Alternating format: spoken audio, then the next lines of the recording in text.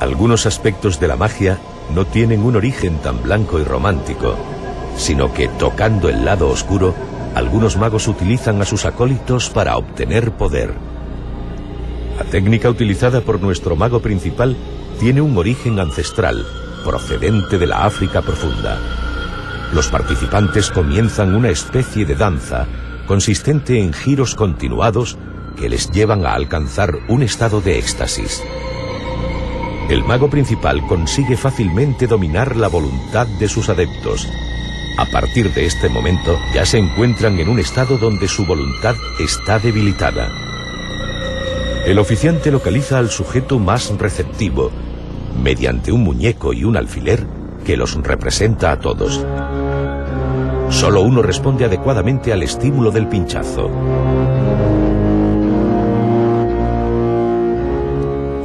Bueno, pues para hablar de esta magia no tan blanca tenemos, como siempre, también a uno de nuestros asiduos colaboradores, Miguel Blanco. Bienvenido otra vez. ¿Qué me podéis contar de estos rituales que acabamos de ver, relacionados con el vudú, relacionados con la magia reflejo, con la magia cerda, la magia no tan blanca? Una primera matización. El vudú no tiene nada que ver con la magia. El vudú es una religión, como es la santería, como es el cristianismo incluso, y no tiene nada que ver con la magia, sobre todo con esa magia negra que todo el mundo le asemeja, quizá por influencia del cine de los Estados Unidos.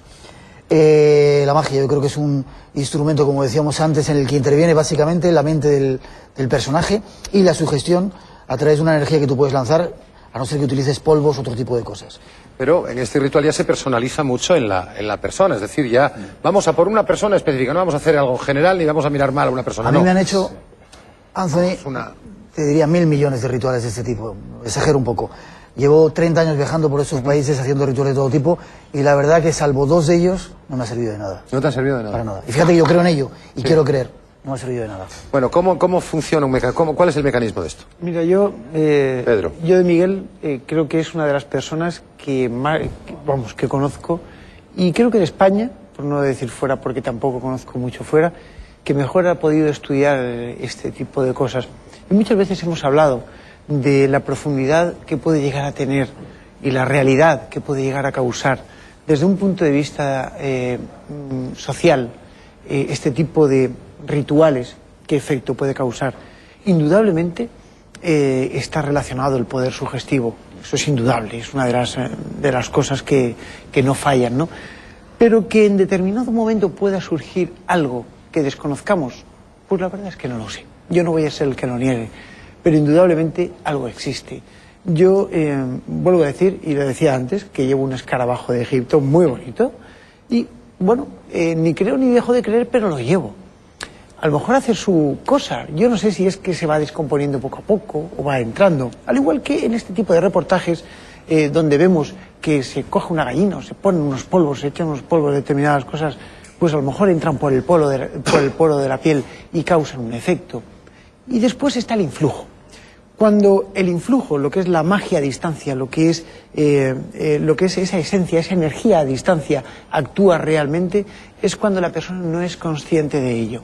Ya. Entonces es cuando podemos decir que eso ha... Pero permitir una cosa, no podemos permitir, valga la redundancia, hacer creer a nuestros televidentes que es tan fácil hacer daño o hacer magia, ¿sabes? Por supuesto. No podemos permitir eso porque estaríamos expuestos a toda esa gran cantidad de gente que ha venido a este país y a otros muchos, vividores, engañadores, cantamañanas. Y que lo han utilizado incluso para someter a personas.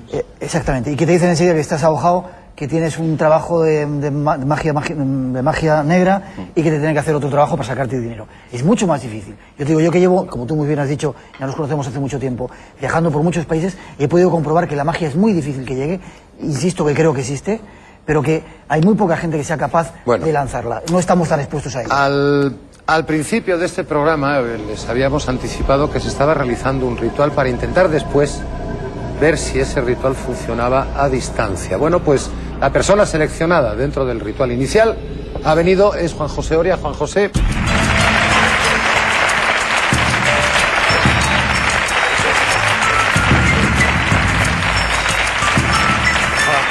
¿Cómo estás? Siéntate, por favor. Bueno, Juan José, eres la persona elegida dentro de la experiencia que se lleva realizando fuera de este estudio hace un rato, ¿verdad? Y la experiencia es con una persona que está a 20 kilómetros de distancia de aquí. Sí. Bueno, pues si quieren ustedes ver lo que va a pasar aquí, y realmente yo les diría que se quedaran, no se me vayan muy lejos, estamos en tierra de nadie, volvemos ahora mismo. Estáis bajo mi poder. Estáis bajo mi poder. Ahora vuestro cuerpo está bajo mi poder.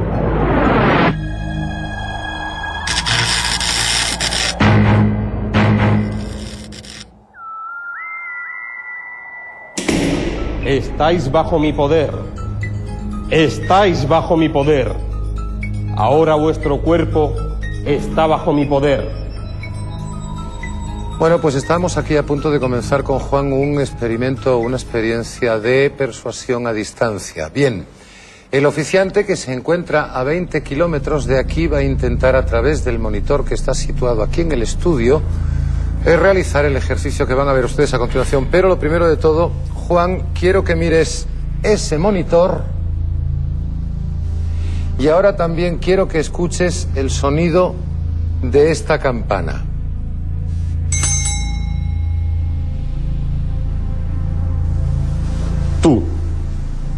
Tú, cuando te pinche en la cabeza, vas a quedar profundamente dormido. Sueño.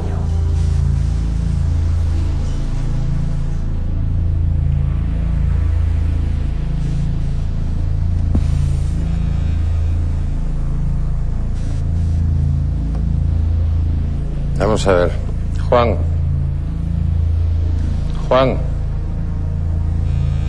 Está respirando profundamente. Juan. Sí, tiene sueño profundo. Está en un sueño profundo. Bueno, pues la orden viene a través de un monitor que está situado... Vamos, un monitor no, perdón, el monitor está aquí, pero el oficiante está a 20 kilómetros de distancia. ¿Qué me cuentan ustedes? ¿Esto es normal? ¿Esto no es normal? ¿Esto qué es? Yo creo que esto no tiene nada que ver con la magia, ¿no? ¿Tú crees que esto no tiene nada que ver con la magia? Yo creo que a lo mejor con el poder de la mente sí, el poder de la persuasión, la sugestión, pero la magia yo creo que no tiene nada que ver con esto. Sin embargo, yo estuve estudiando un caso... Pero un poco, por lo tanto, si es la magia, si es el poder de la mente, es la sugestión o la fascinación, podría tener algo que ver también, evidentemente, con ese mismo acto de clavarte en un muñeco, ¿o no? Experimentos de persuasión a distancia. Ya, pero para lo que se hace dentro de un ritual, no de vudú, porque decía antes que el vudú es magia. O sea, una religión que no tiene nada que ver con la magia. Sí. Lo que se hace para hacer un ritual de magia negra dentro de esa serie de cosas es personalizar un muñeco con elementos de esa persona. Sí. Vello púbico que se coge, por ejemplo, para controlar a las prostitutas que hay en diferentes partes de España, africanas, sangre menstrual, es decir, algo que sea muy suyo, muy cercano a ella. Y a través de ahí, una serie de plantas y a veces polvitos se interfiere. Es algo ya químico, no tiene tanto que ver con una cuestión mental de sugestión, sino es algo ya más químico. Es lo que se llama magia química. En este caso, yo creo que es una orden de voz, es una orden a kilómetros. Es decir, estamos hablando de que hay una modulación de esa voz a través del espacio. Hipnosis. Y yo le digo a este señor ahora, que yo qué sé, despierta. Despierta, Juan, despierta. Tú sabes Y que... Juan me dice que tararí que te vi. Yo estuve estudiando un caso hace mucho tiempo donde había una serie de personas sofronizadas, 400 personas que pertenecían a un movimiento sectario. Muchas de ellas se congregaron intentando salir de esa especie de secta y yo, entre unas cosas y otras, pues estaba allí ayudando a lo que era el equipo de desprogramación y demás. Realmente fue impresionante ver cómo en un momento dado no se sabía el porqué y a mí me hicieron una pregunta. Señora Amorosi, ¿usted qué es lo que opina de por qué estamos así ante el gurú? Yo cogí un bolígrafo del psicólogo y le dije a esta gente, que había unos 15 personas, digo, fíjense ustedes, cuando yo deje caer este boli, dormiréis. ¡Pam!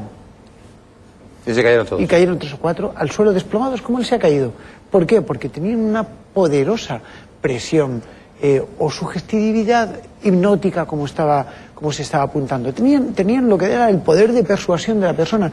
En determinadas culturas, el palero, en este caso el brujo, el chamán, tiene una incidencia sobre la persona, sobre las personas, sobre el pueblo tan grande como si de un cura se tratase para nosotros. Es decir, tiene un poder, muchísimo más. Vamos a ver. A mí me han dicho que si yo ahora toco la campana, este señor sale del trance. Vamos a ver. Juan, ¿qué tal? ¿Cómo estás? Bien. ¿Te encuentras bien? Sí. ¿Ha pasado algo? ¿Tienes recuerdo de algo que haya ocurrido, que haya pasado aquí? No, que me duele un poco la cabeza. Que te duele un poco la cabeza. Pero... ¿Quieres un poquito de agua? No, gracias. ¿No? ¿Estás bien? Bien. Bueno, pues es curioso porque si yo ahora te digo... Sueño. Duerme.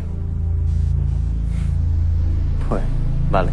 Pues... Pero no... ¿Qué quiere que les diga? Conmigo no funciona, funciona con la voz del otro. Juan, muchísimas gracias por tu ayuda. Ya te puedes retirar cuando quieras. Muchísimas gracias. Gracias, buenas noches. Bueno, pues la palabra sueño no produce nada y también tengo que decirles, para que nadie se llame a engaño, que evidentemente esto ha sido un proceso de sugestión que se ha llevado con esta persona. Y en estos momentos, Juan, que acaba de salir del estudio, está con un psicólogo precisamente para quitarle ese punto de programación. Espero que por oír la campana ahora no se nos haya vuelto a caer en trance, sinceramente. Pero vamos, precisamente para quitarle ese punto de programación tan particular que tiene. ¿Quiere decir entonces que es posible desprogramar a las personas que tienen estos enganches con ceremonias rituales de magia negra de uno y de otro? De hecho, es decir, me cuentas que lo que hiciste hacer, por ejemplo, con la gallina y con Víctor Janeiro, ¿eso actúa sobre él en forma de placebo?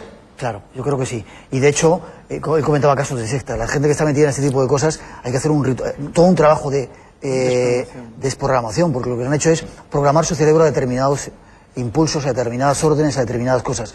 Y sobre todo, lo que él decía, hay una creencia ciega en el poder de esa persona que es el gurú, el sacerdote, el mago, que te va a ayudar. Entonces hay que hacer todo un trabajo para quitar todo ese otro trabajo que le han hecho por abajo. O sea, que estamos hablando de que lo que fue figura central e importante dentro de una tribu, una comunidad, ahora mismo lo podemos estar llevando hasta el terreno de lo más absurdo, de lo más surrealista y de lo más delictivo, evidentemente. Hay además un detalle fundamental que nos demuestra el poder de la sugestión, sobre todo en este tipo de rituales negativos, ¿no? De maleficios. Tú tienes una experiencia en Cuba, ¿no?